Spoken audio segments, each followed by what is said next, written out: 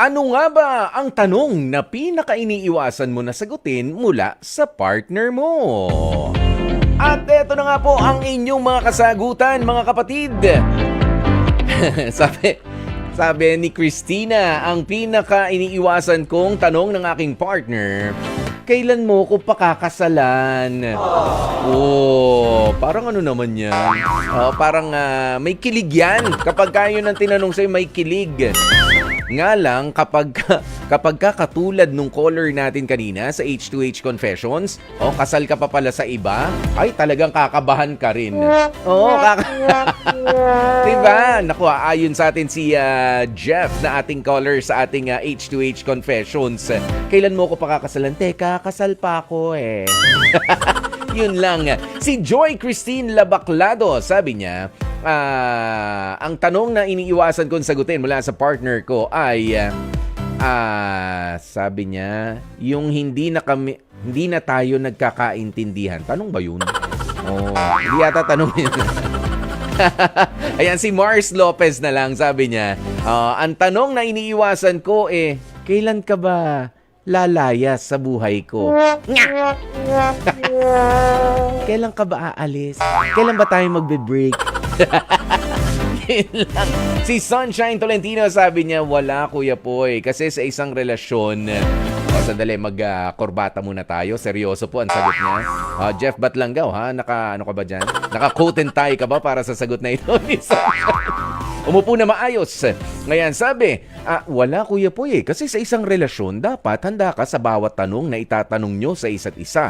Kahit pa po yung pinakamahirap na tanong na inaakala mong hindi niya kayang itanong sa'yo. Lalo na kung pinili nyo ang bawat isa para makasama habang buhay. Pero sa tingin ko po, base sa ibang mga kaibigan ko, ang pinaka nakakatakot na tanong mula sa partner nila ay yung tanong na, mahal mo pa rin ba ako? That's the scariest question that they don't want to ask kasi po takot po sila sa isasagot ng partner nila kung sakaling sabihin sa kanila na hindi na. Yun po siguro ang tanong na nakakatakot sa lahat ng tanong na iniiwasan ng karamihan.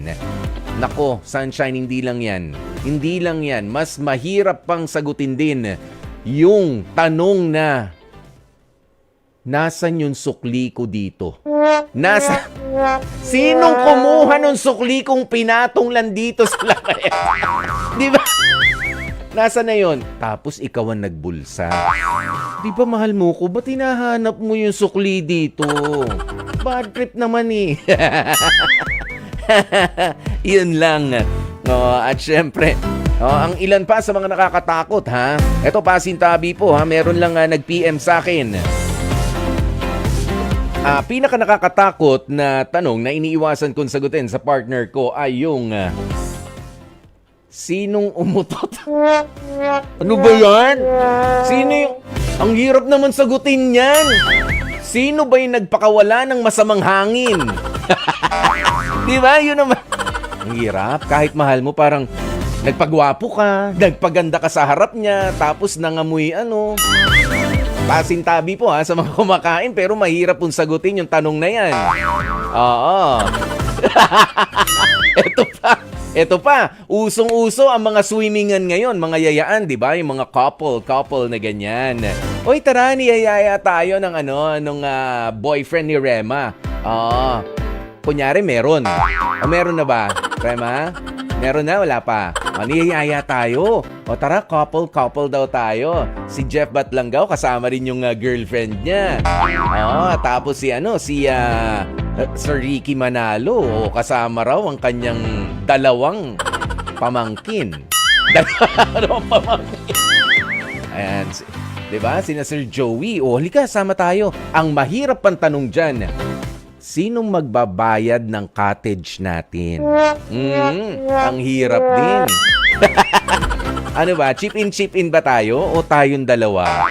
Kasi bayad na sila. Tayo, hindi pa. Pang-entrance lang. Pwede ba makisilong na lang? Kaya talaga. Pero maraming salamat nga po sa inyong mga kasagutan, mga kapatid. Yung iba seryoso, yung iba 'Di ba? Talagang katuwaan lang naman. O yan pa, ito pa yung isa. Ay, ito. Ito naman yung ano no, ito yung medyo nakaka-off at syempre may timing din sa pagtatanong. Sabi ni Abigail Enriquez, yung tanong lalo na sa partner mo kapag tinanong ka ng kailan ba tayo mag-aanak.